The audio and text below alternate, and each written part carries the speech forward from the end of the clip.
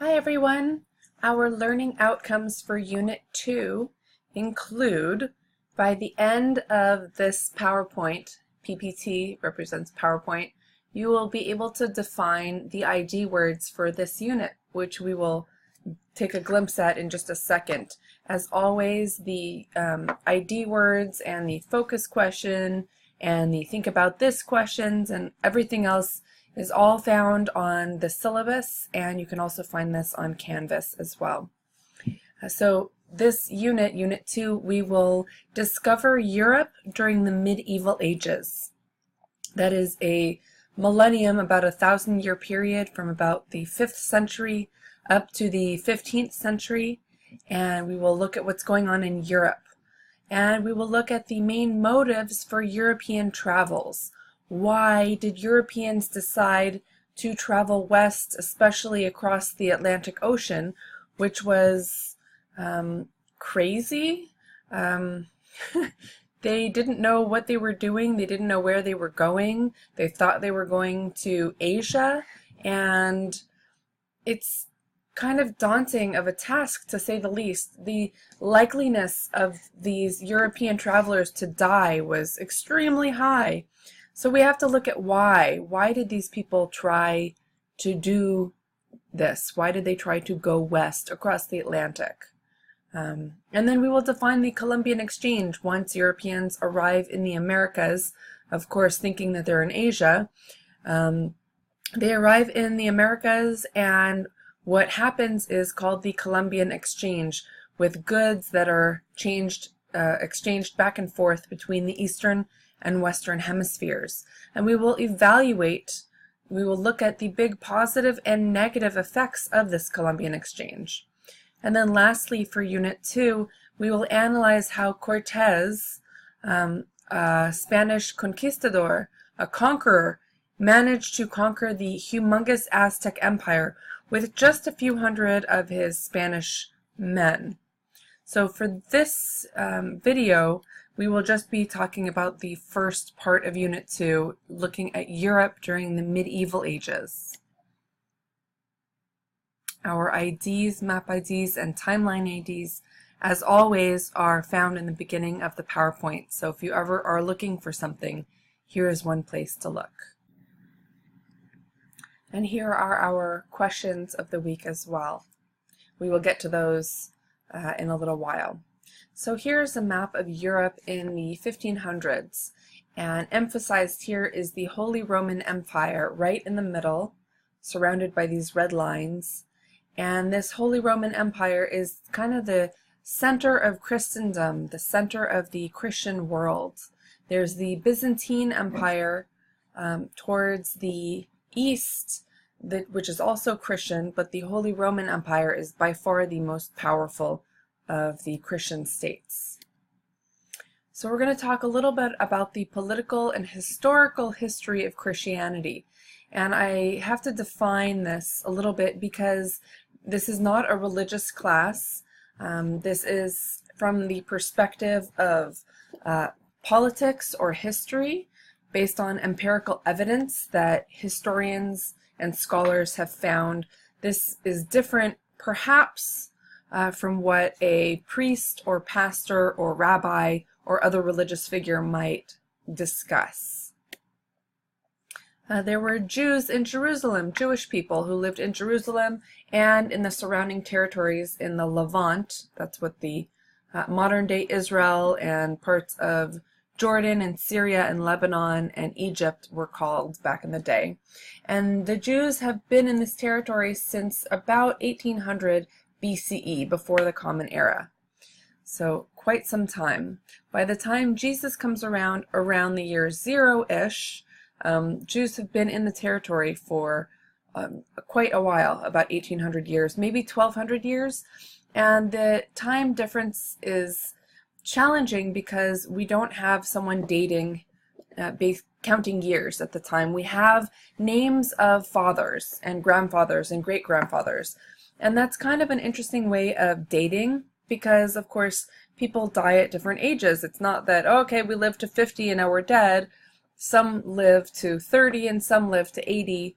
And so we as historians kind of take a somewhat educated guess and say between 1200 and 1800 BCE is when Moses lived and when Moses came into the territory. So that's where we get these numbers from.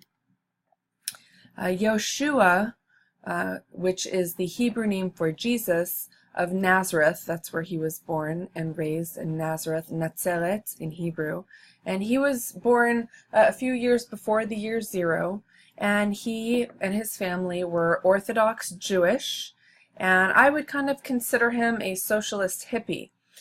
His goals were to help people, and he followed traditional Jewish ways, and he preached kindness and tolerance towards all people. He criticized moneylenders who charged too much because he believed that people should care for each other and share the wealth and not make money off of other people, especially those who were struggling and needed to borrow. And so there you have it. He definitely would not have criticized different lifestyles and would have been a kind and gentle person, according to the texts that we have, the historical texts. Christians in the area lived for 300 years plus of severe persecution under Roman rule. Romans were pagan and polytheistic. They wanted people in the empire to bow down and pay tribute and pinch spices in the name of their gods. And Christians, of course, don't believe in gods. They believe in one God, which is a little complicated. We'll talk about that in a minute. But for over 300 years, if someone were to be a Christian, they would be persecuted. Being a good Christian often meant being martyred or killed to prove their faith. And refusing to bow down or pay tribute to pagan gods would lead a person to kind of terrible death. Similar to Jesus's crucifixion, people would be crucified on a cross, left to bleed or starve to death, or they would be sent into gladiator pits to be eaten by animals, etc. Not a fun time to be a Christian. And then Constantine, one of the generals who finally won over other generals and became the holy general, Constantine allowed Christianity in his empire in 313 with the Edict of Milan. And this allowed Christianity to be practiced in the Roman Empire, which was kind of interesting, of a change. And then the next leader, Theodosius, who ruled from 379 to 395, he forced his Nicene branch of Christianity onto the Holy Roman Empire. And this is part of what made Christianity universalizing, because force is one way that religions can spread. And so his Nicene branch is one of today's over 30,000 sects of Christianity exists today. And his Nicene branch was one that took the Old Bible, the Hebrew Bible, and decided that that was also part of the Holy Book and kept it. And that's why Christians today, most Christians use the Hebrew Bible, also known as the Old Testament, as a holy book of Christianity, along with the New Testament, which was written some 40 to 70 plus years after Jesus' death. And there's a little statue of Constantine, just to put a face to the name. And there are reasons for this. If you're interested, take early world history. It comes with some pretty interesting stuff, interesting information. This is a map of ancient Israel. This is part of the Levant, and it is the birthplace of Christianity. Modern-day Israel encompasses most of this territory here, or parts of it, should I say. And the map that you see is the maximum extent of Israel under David and Solomon, who ruled from 990 to 930 before the Common Era, so almost 3,000 years ago. Okay, so the major tenets of Christianity, the major parts of Christianity. First of all, it's a monotheistic religion. I put a question mark there because it is sometimes hard for other people who are not Christian to understand the idea of Christianity being monotheistic, mainly because of the Holy Trinity, the Father, the Son, and the Holy Spirit. I have spoken with Hindus who say that Hinduism is similar to Christianity because there are many gods in Hinduism, but they all belong to one higher power. So it's kind of an interesting thing to think about. It is universalizing because of its means of salvation. If someone wants to become a Christian, all they have to do is have faith in Jesus, and they will have salvation. They will be saved. They will go to heaven. And that is really attractive. All I have to do is believe in Jesus and go to heaven. That is easy and a really wonderful idea, especially for people who feel persecuted or people who feel like they might not ever achieve salvation because their religion says that they are lesser and aren't qualifying to reach and attain salvation. So this is definitely a universalizing factor of Christianity. The Bible, which includes the Hebrew Bible and the New Testament, is considered the Word of God. They were both, of course, written by human men, but they are considered to be the Word of God. And there is a belief in hell and in Judgment Day and in the return of Jesus, who will come back to take all good souls up to the positive afterlife that we might call heaven. And Christianity is a religion that believes in proselytization, and that means to preach or promote or recruit people into the religion. And there are, every sect of Christianity definitely proselytizes, some more than others. And another universalizing factor is the flexibility that Christianity has. There are many sects, at least 30,000 different sects.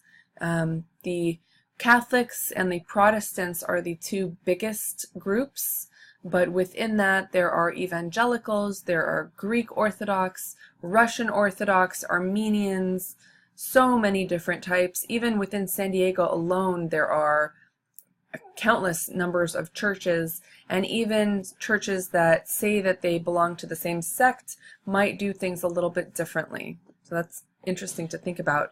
And the beliefs in the roles of different parts of Christianity. In the role of Jesus, Mary, and saints. Catholics believe that Mary and saints are very strong and important parts of the faith as intercessors between God and people, and so people would pray to Mary or to saints or both. And then church leadership. For Catholics, having church leadership is really important, and in Protestant sects, sometimes church leadership is less important as authority figures and more as guiding spirits. And the roles of women changes as well. In the early years, before Christianity was allowed, many women held church groups in their homes and were leaders.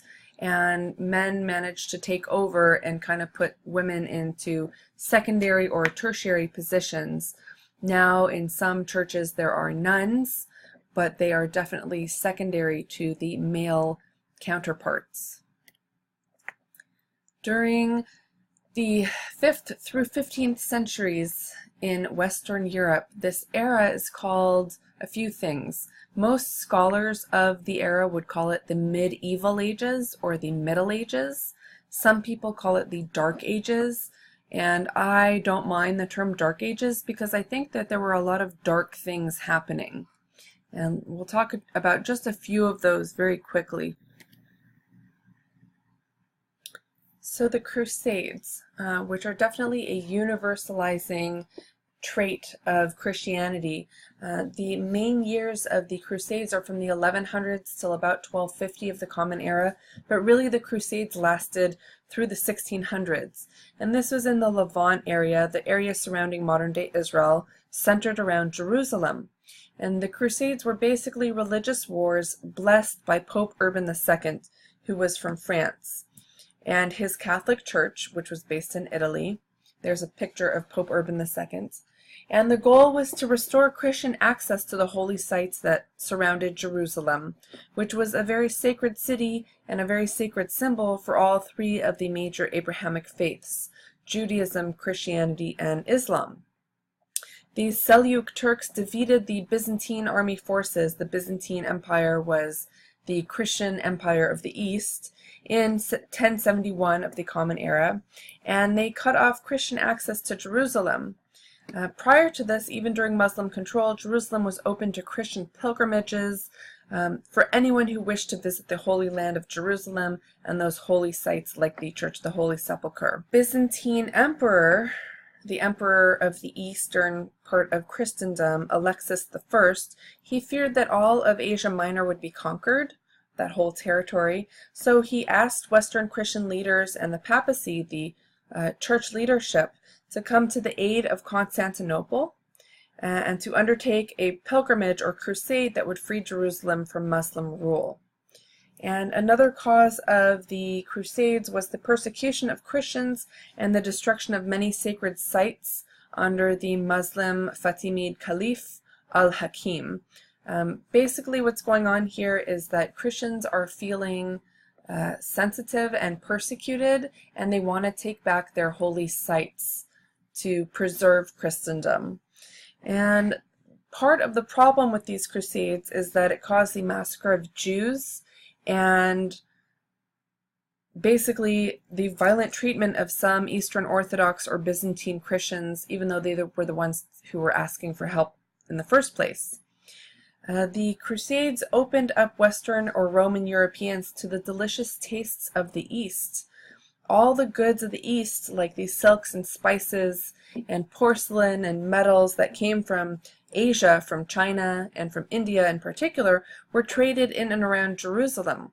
So when Western Christians came and conquered, they were exposed to these wonderful things, the teas, the jewels, the art, the jewelry, and they wanted it. So that we'll talk about this more in a little while. And then a few other things that were going on in Western Europe. The Black Plague, which struck around the mid-14th century, the mid-1300s. It swept in from China, and it arrived in Europe in the early middle of the century and devastated Europe, just totally ravished. Part of this was because Europeans didn't really cleanse themselves very well or very often. It was considered immodest to undress in front of God, so people only bathed a couple times a year. And they didn't really care for dead and sick people properly, so diseases really spread quickly. They didn't realize that they should wash their hands after going to the bathroom, after coughing, and would touch other people, and diseases would spread really, really quickly. Sometimes towns were completely destroyed by the plague, no one survived, and other times just a few people survived. Huge percentages of Europe died from this plague, from the Black Plague, bubonic plague. Kind of an interesting side note, the reason that women today, when they get married, they carry a bouquet of flowers, that stemmed from this time in Europe because people smelled so bad that at someone's wedding, a woman would carry flowers so that her groom wouldn't pass out from the smell. Anyways, so the story goes. And then another reason that we call this the Dark Ages is because of Germanic invaders from the north. They came in and they caused havoc. They raped, they pillaged, they destroyed, and this caused a lot of fear and anxiety in Europe. And when you're worried about being invaded, you don't really have time to create art, make beautiful things, develop, grow, etc. All of these things had quite a toll on Europe. The only commonalities in Europe was Christianity. However, this was different sects of Christianity, which is one of the, again, reasons that Christianity is so universalizing. What's interesting about this is that there were constant wars between Christian states in Europe, in Western Europe. One example is the 100 Years' War between France and England, and it lasted over 100 years, which is where the name comes from. And basically people with longbows who were poor were able to fight knights who had armor and gunpowder, and it just was an egotistical war that just kept going on a seasonal basis. All of these things led to a lot of decline in Europe, as you would imagine. And then one more last big reason that we might consider Western Europe to be considered the Dark Ages is the Spanish Inquisition, which again is a universalizing factor for Christianity, because conversion was spread by force. So what was the Spanish Inquisition? And it wasn't just the Spanish Inquisition. There was it spread to Portugal and in several other parts of Europe. And it was basically the desire to fight against and destroy and get rid of Muslims, Jews, and other sects of Christians. It officially started around 1469 of the Common Era and continued for quite some time. And another of the main goals was to suppress conversos and heretics.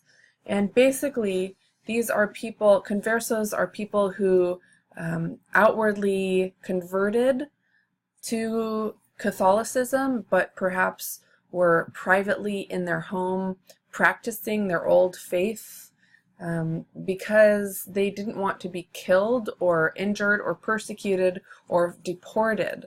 And heretics would be someone who would perhaps question or practice something differently than the leadership, than the Catholic leadership. And so the goal of the Inquisition was to suppress these people to ensure proper following of doctrine.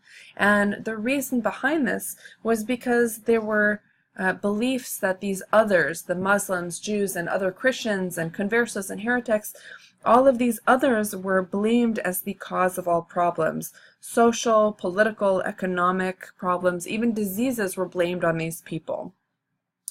And so there were motives by Spain's Catholic royalty, King Ferdinand II of Aragon and Queen Isabella I of Castile. We'll talk about these two people again soon. They are the ones who ended up sending Columbus across the Atlantic to search for Asia.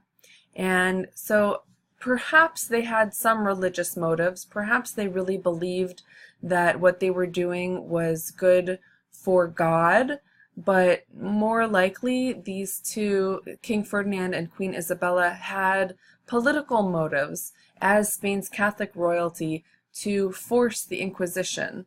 An Inquisition, by the way, stems from the word to inquire, and the goal of both the royalty, the king and queen, and the Catholic Church leadership was to inquire whether someone was being a good Catholic or not.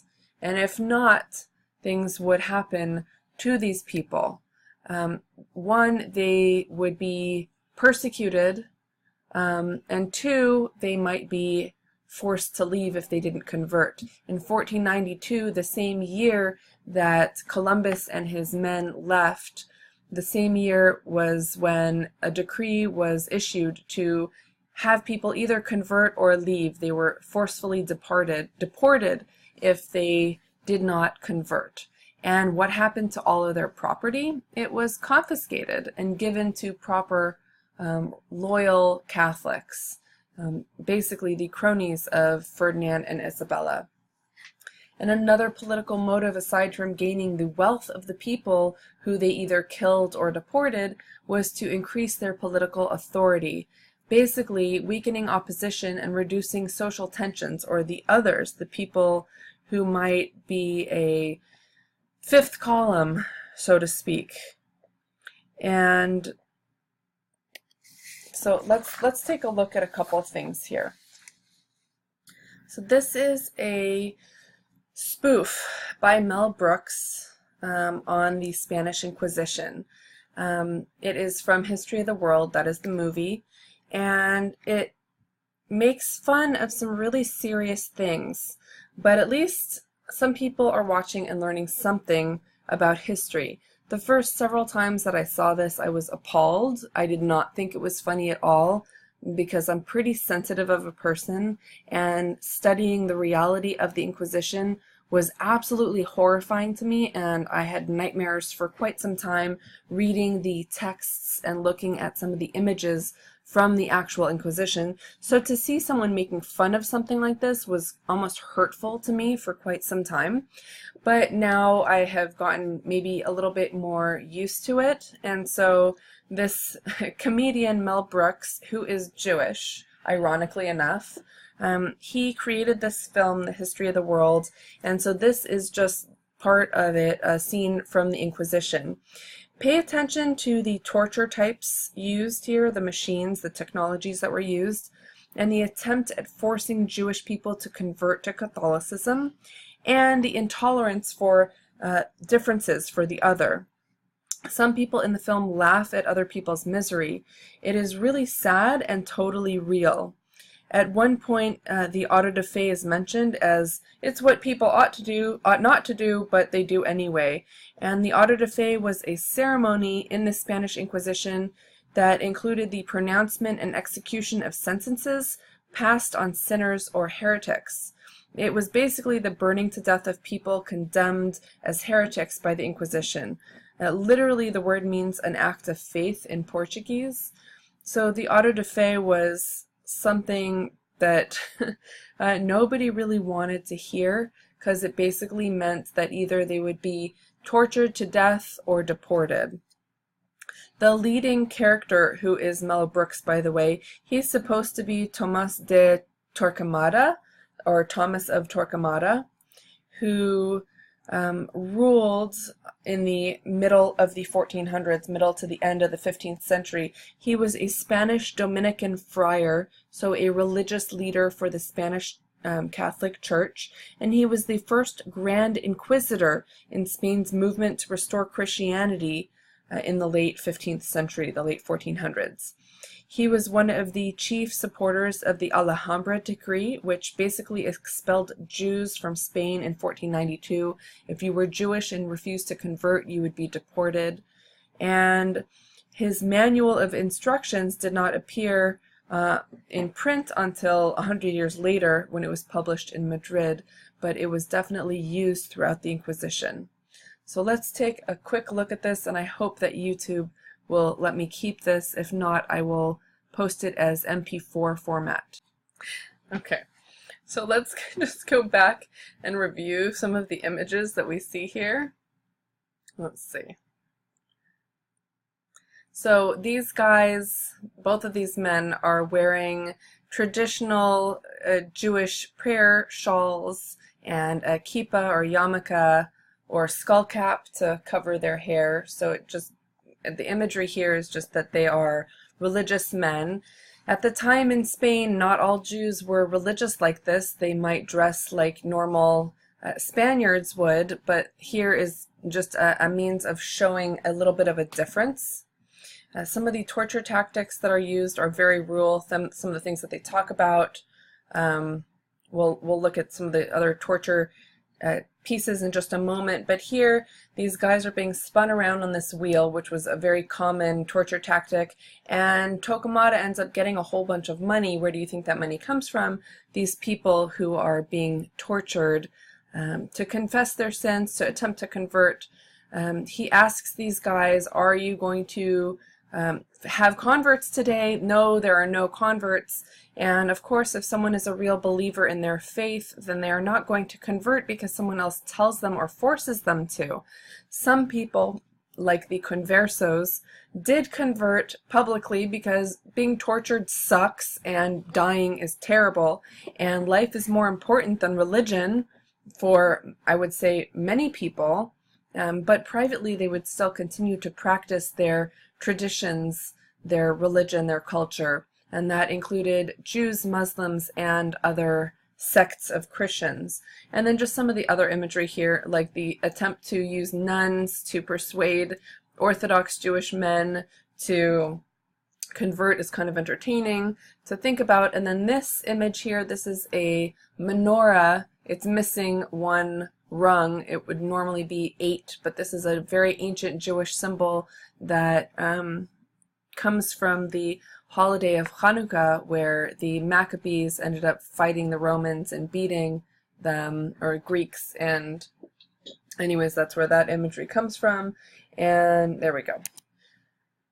So, moving on, here we are. A few images of torture machines. This is a kind of backward stockade. This guy's legs are caught. He's being hung upside down. Blood is rushing to his head. And you see down here tools and something that's on fire. So chances are he was either being poked or prodded on his feet or on his belly or his legs in an attempt to get him to confess his sins. And in the background you see, and this guy's holding a cross, and in the background you see the inquisitors, the people who are trying to decide whether or not this man is guilty of sin and should be either sentenced to death, burned at the stake, or deported. And of course all of his goods, his home, and all of the things he owns would go to the state, to the Roman leadership, to the or Spanish leadership, depending on where it was. This is the Spanish Inquisition, so in Spain, and all of their money would be given to proper Catholics.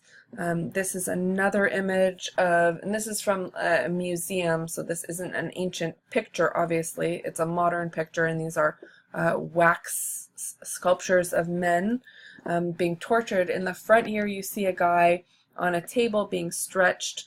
That was a common torture tactic. His limbs would be stretched apart, and his body parts, his joints would come apart. Extremely painful. On the right hand side, the guy's being held with his hands upside down. Eventually his body weight would pull down enough so that his shoulders would dislocate. Extremely painful. A lot of times would cause people to pass out.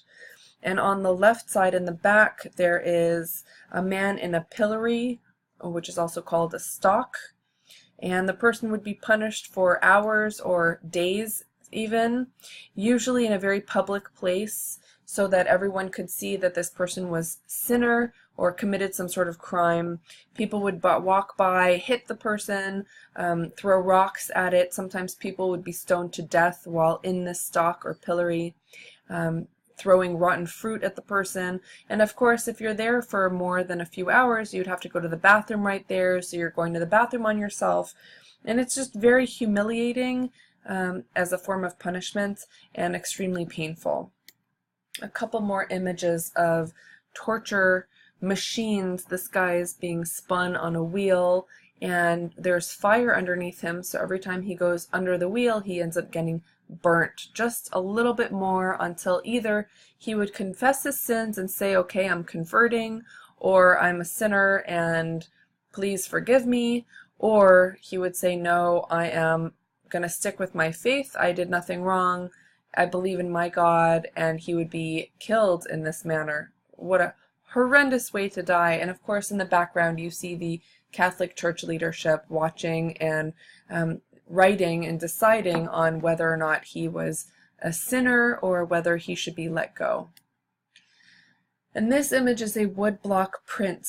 What's interesting about woodblock prints is that it came from China, first of all, and what it is a piece of wood that would have an etching inside of it, where in order to make copies you would just lay ink and then a piece of paper, papyrus or other type of paper, on and rub it off, and then this image could be reproduced very quickly.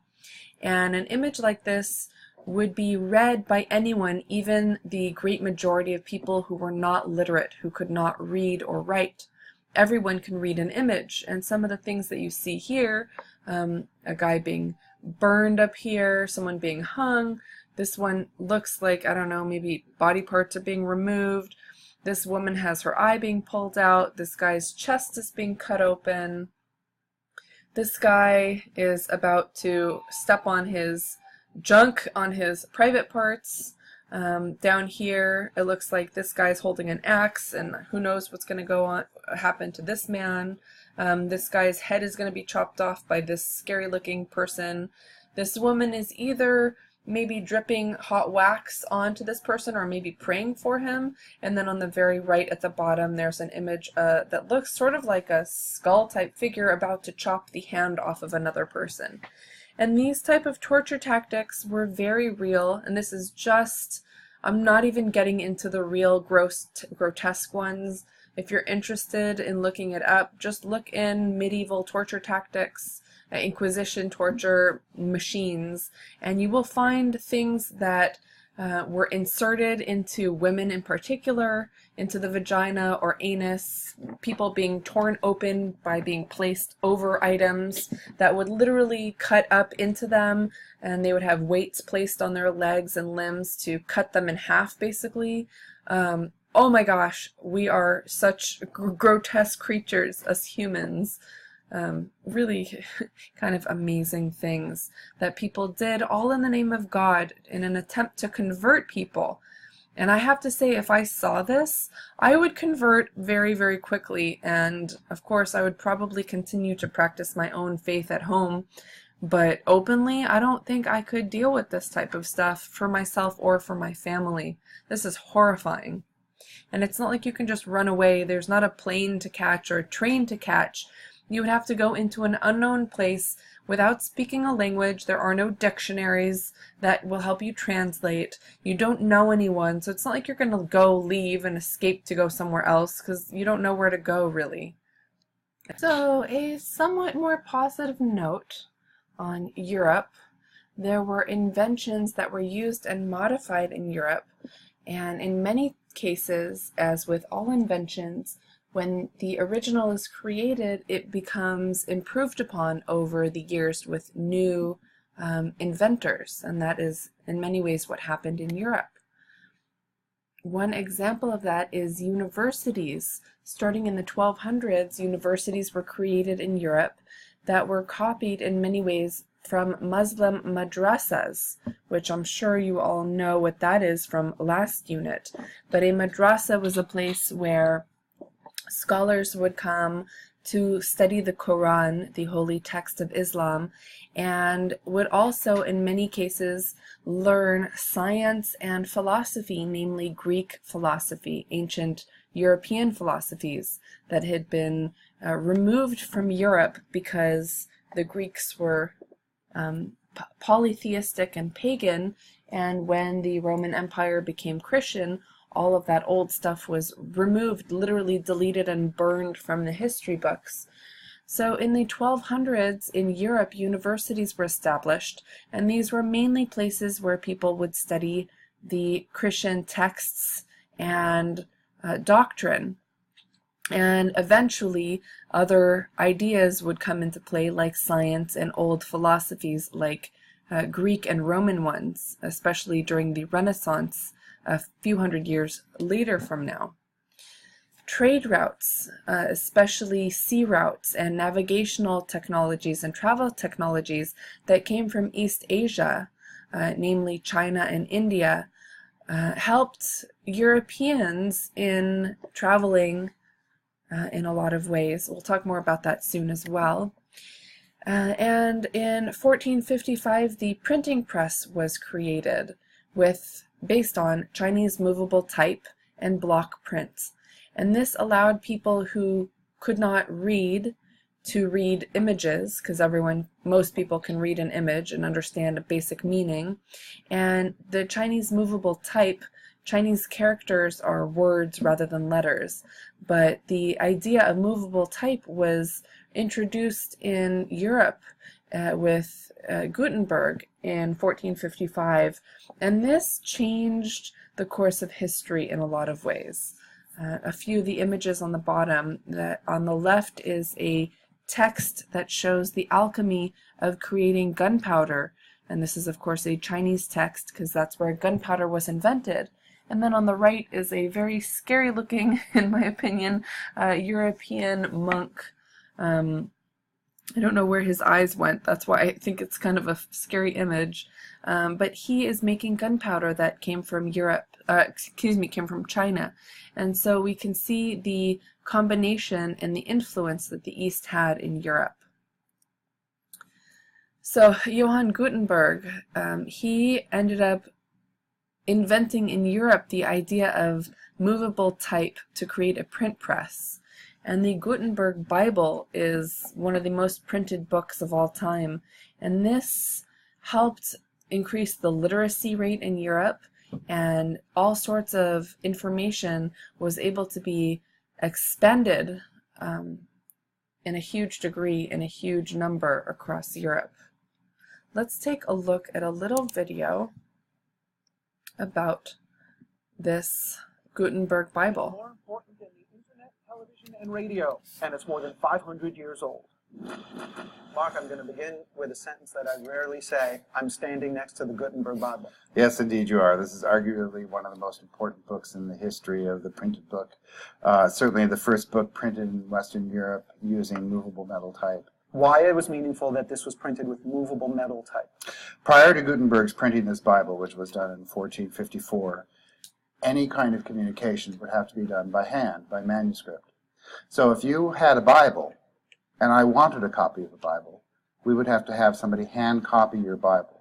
At the end of about 2 years' worth of work, you would then have 2 Bibles. And of course, not only does it allow the creation of a book like this, but it really was the introduction of mass media. Yes, one of the reasons that Gutenberg is often referred to as the man of the millennium, from the last millennium, is that the repeatability and the multiples that come out of printing has a dramatic impact on Europe, probably more so than computers have had on our own generation, I would say. Priceless is perhaps not an inappropriate word to describe a Gutenberg Bible. I gotta say, it's amazing that we're just standing here at a table with the Gutenberg Bible. Just in my experience, I can remember doing college essays with no internet.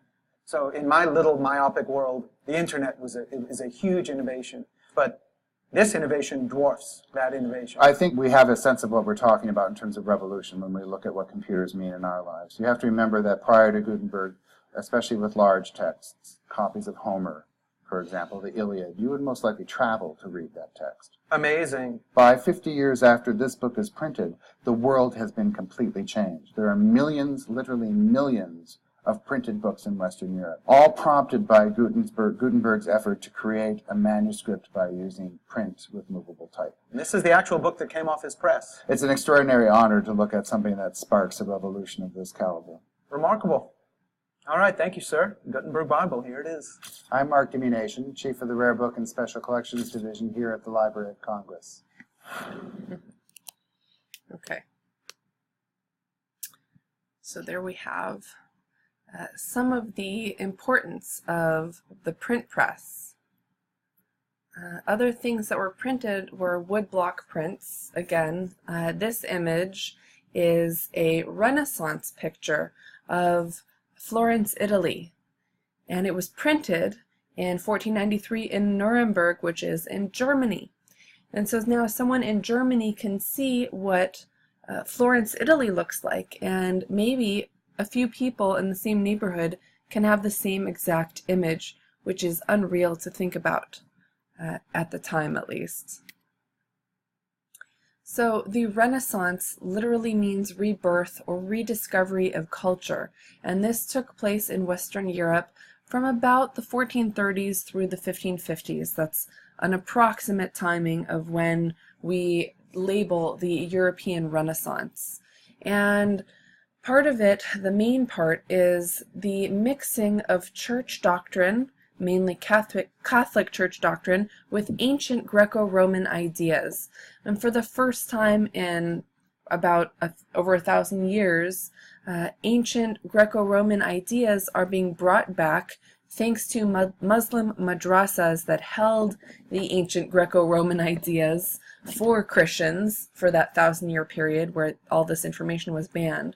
And this is definitely a universalizing factor because it allows a blending of culture, so to speak.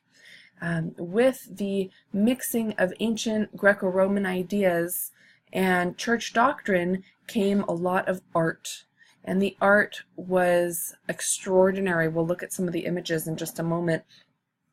And the art was patronized by people like those members of the Medici family who wanted to show the world how wonderful they were for supporting the church and for creating such beautiful art to represent church ideas, religious, biblical ideas. The Renaissance led to a lot of economic prosperity and was due to a lot of economic prosperity thanks to book circulation and competition. People wanted to be better than others and show other people how great of a Christian they were by patronizing the arts and creating art that was representative of the Bible and of Christianity. This image is from Michelangelo's Sistine Chapel. I'll show you an image of what the whole thing looks like in a moment. The inside at least. But these images are all Bible images. Right in the center, right here, we see God creating man, Adam. And of course, we don't know what Adam looked like. And so a lot of the people in these biblical scenes were members of, in this case, the Medici family, because they were the ones who patronized Michelangelo, who paid him to create this art. And that's kind of interesting to think about. All the angels and saints were people from the Medici family who ended up becoming bishops and other church leadership because they bought their way in by paying for it, in a sense, literally. And this is kind of an image of the inside and another of a little bit of a close-up on the right. Phenomenal artistry. And it's three-dimensional in a sense with shading, so the images really pop out. And you can see that they're naked, which is kind of interesting because this goes against European ideas for hundreds of years. But the Greeks, of course, dressed like this and would have bathing houses where men would walk around naked, and that was very normal. So these ideas are coming back in a sense. And it's a really interesting balance between modesty and orthodoxy within the church and this desire to create phenomenal art and to represent God in a very different sort of way. Michelangelo preferred sculpting. This is his David, created in 1504 of the Common Era. And he also designed the dome of the Basilica in St. Peter's Church. And this is in Vatican City in Rome. And it was completed after he died, but he helped design it. What a phenomenal artist this man was, and creator, and mathematician, and scientist, and discoverer, and inventor. Similar to Da Vinci, one of the only people who could really compete with Michelangelo. This image is The Last Summer, Da Vinci's The Last Summer, and it basically shows Jesus and his disciples in a Passover Seder, a Passover meal, which is a Jewish religion ceremony, celebration. Of course, Jesus and his disciples were all Jewish, so that makes sense. And you can see it's an ancient biblical scene that shows the people fighting over what was going to happen with Jesus.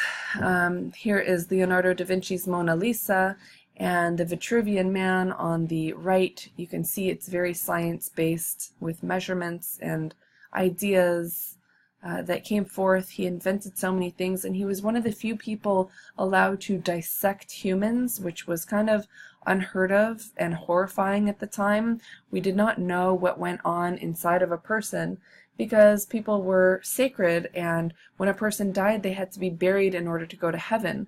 So it's interesting to think that he was given permission to dissect people. Of course, afterwards, he would carefully put them all back together and bury them properly so that they could go to heaven.